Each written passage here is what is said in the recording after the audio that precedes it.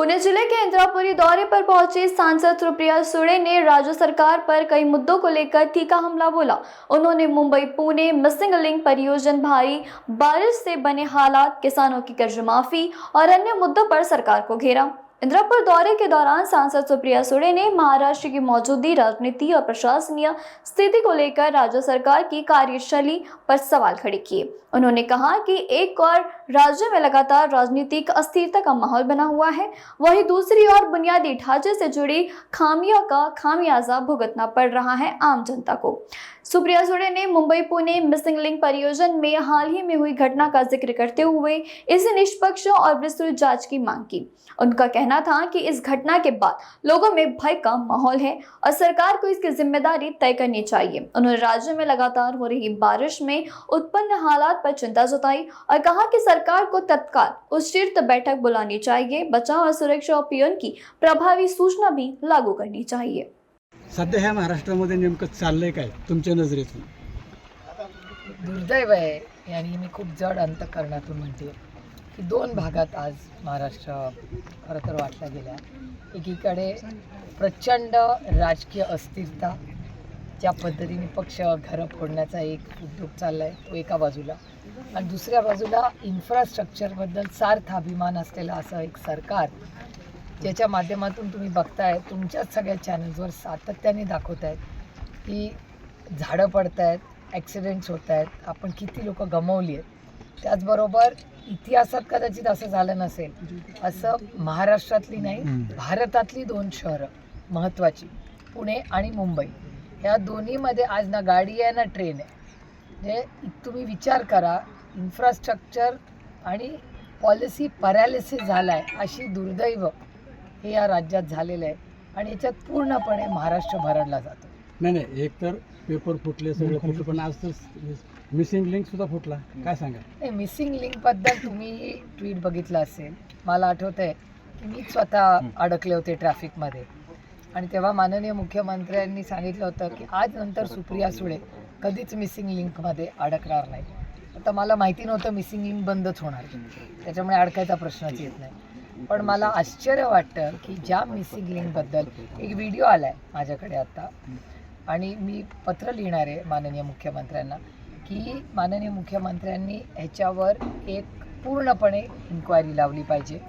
कारण का दोन गोष्टी झाल्या, एक तर त्यांचं म्हणणं आहे हा डिझाईन हा टेक्निकली किती पाऊस पडला आणि कितीही वारा असला तरी त्याचं डॅमेज होणार नाही, असे एक स्टेटमेंट सरकारकडून आले। आणि त्याचबरोबर आणि त्याच पार्श्वभूमीवर आज ज्या पद्धतीने तिथली स्लॅब कोलॅप झाली का काय नक्की झालं आहे हे टेक्निकलच माणूस सांगू शकेल, पण पूर्णपणे लोकांच्या मनात भीती आहे, लोकांना मिसिंग लिंकमधून जायला भीती वाटते। असं अनेक लोक मला सकाळी पुण्यात म्हणाले की नक्की या इन्फ्रास्ट्रक्चरमध्ये चाललं आहे तरी काय।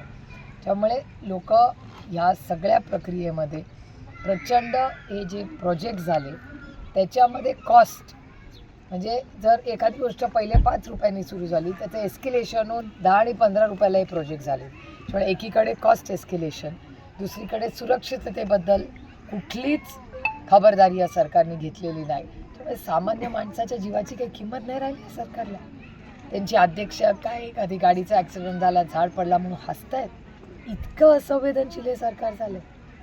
तर यावरूनच मुख्यमंत्री देवेंद्र फडणवीस असं म्हणतात, ज्यावेळी सकाळी तुम्ही मीडियाला स्टेटमेंट केलं आणि त्यावर 12 वाजता मुख्यमंत्री बोलले, ते असं म्हणतात की ज्यांनी आयुष्यात कधी पूलच बांधला नाही किंवा साधा एक पूलसुद्धा त्यांना बांधता आला नाही, म्हणजे ज्यांच्या पक्षानं महाराष्ट्राचा सत्यानाश केला, त्यांना आम्ही काय उत्तर द्यायचं? पण ते माझ्याबद्दल नाहीच आहे। पुण्यात सगळ्यात जास्त पूल राष्ट्रवादी काँग्रेस पक्षाने बांधले, आणि महाराष्ट्रातले सगळे वाशीला जाऊन बघा ना, वाशीचे जे पूल आहेत जुनी सगळी 70 वर्षाचा हिशोब काढा, जे काय महाराष्ट्रात पूल झाले काँग्रेस राष्ट्रवादीनेच केले ना। त्याच्यामुळे तो मला टोला नाही आहे, तो त्यांनी कुणाला टोला मारला त्यांना जाऊन विचारा। 2 दिवसापूर्वी कालच एक मुख्यमंत्र्यांचं वक्तव्य होतं रस्त्याबद्दल, एक 2 खड्डे पडले, कसं बघता?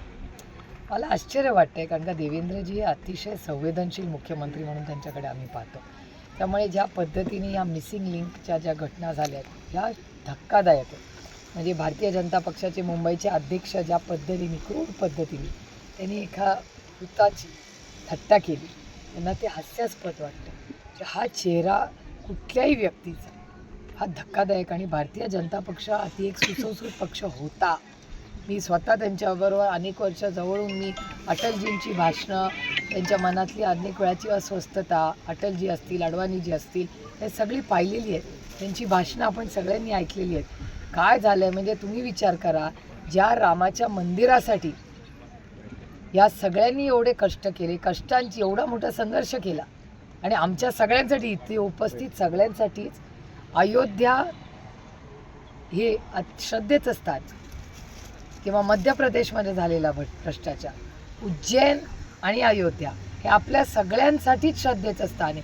त्या श्रद्धेच्या स्थानामध्ये भ्रष्टाचार जर होत असेल, मर्यादा पुरुषोत्तम राम जे ज्यांनी आपल्याला मर्यादा ठेवायला शिकवलं, असं मर्यादा पुरुषोत्तम रामाच्या देवळामध्ये तुम्हीच दाखवले आम्हाला व्हिडिओ. आम्हाला काय माहिती उत्तर प्रदेशमध्ये काय चाललंय. आम्ही आपली इंदापूर, दौंड, बारामती फिरणारी लोक, आम्ही इथे बसलोय आमचे सुखदुःख एकामेकाला सांगत.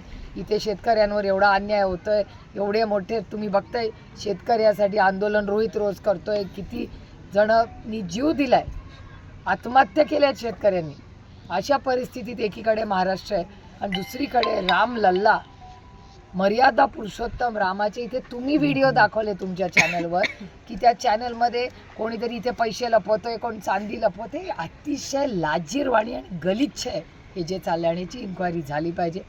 आम्ही सगळेच मिळून, मी इंडिया अलायन्सच्या मीटिंगमध्ये सगळ्याच आमच्या घटक पक्षांना विनंती करणार आहे की अयोध्या ते उज्जैन आमच्यासाठी श्रद्धेचं स्थान आहे. या श्रद्धेच्या स्थानामध्ये जर भ्रष्टाचार होणार असेल तर असल्या पापी लोकांना फाशीची शिक्षा दिली पाहिजे, ही माझी मागणी. सर, न्यायाधीशांना तुम्ही पत्र लिहिलं आहे का इंडिया आघाडीच्या नेत्यांनी? काय संदर्भ आहे त्या संदर्भात? नाही, आमचं म्हणणं आहे की ज्या चुकीच्या गोष्टी झाल्यात किंवा वेस्ट बेंगॉलमध्ये ज्या घटना झाल्या त्या सगळ्या आम्हाला योग्य वाटत नाहीत. त्याच्यासाठी आम्ही सगळ्यांनी मिळून पत्र लिहिलेलं आहे. त्याचबरोबर इंडिया अलायन्समध्ये 20 तारखेला सेशन सुरू होणार आहे. पहिली चर्चा आम्ही मागणार ती राम लल्लाच्या मंदिरात झालेला भ्रष्टाचार. मला अजून माननीय मोदीजींचं भाषण आठवतं, न खाऊंगा न खाने दूंगा. तेव्हा काँग्रेस राष्ट्रवादी वाईट होती, त्यातले अर्धे आता तिकडेच आहे. आणि आरोप करताना मला एक प्रश्न अतिशय प्रांजळपणे विचारायचा आहे की तुम्ही आरोप आमच्या नेत्यांवर केले, आज ते तुमच्या बाजूने तुम्ही क्लीन चिट दिली, म्हणजे मग आमचे भ्रष्टाचारी होते का नव्हते? जर होते तर तुम्ही का नाही शिक्षा दिली? आणि जर नव्हते तर तुम्ही आमच्या नेत्यांवर खोटे नाटे आरोप का केले? याचं उत्तर त्यांना द्यावं लागेल. हा पहिला मुद्दा.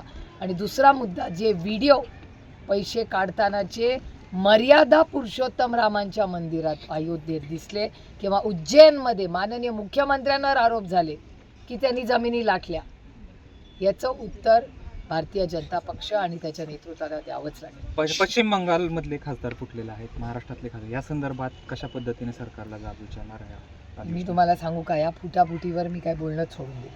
कारण का काही म्हणजे लोकच आता भेटतात. आणि माझ्या व्हॉट्सॲपवर एक जोक आपल्याच एका कार्यकर्त्यांनी पाठवला आहे. एक माणूस जातो, एक महिला जाते दुकानामध्ये आणि ती 6 अंडी विकत घेते. एका पिशवीत तो टाकतो आणि तो त्या दुकानदाराला विचारते की हे काय आहे, ही 6 अंडी फुटणार तर नाहीत ना, मी घरी जाईस तोवर.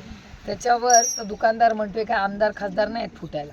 म्हणजे हे तुम्हाला जोक वाटतोय, मला खरंच तुम्हाला हसण्यावारी आहे, मला हे अस्वस्थ करणारा जोक होता. आम्ही इमानदार लोक होतो, मतभेद जरूर असावे आणि लोकांना पक्ष बदलायचाही अधिकार आहे, मतं बदलायचा अधिकार आहे.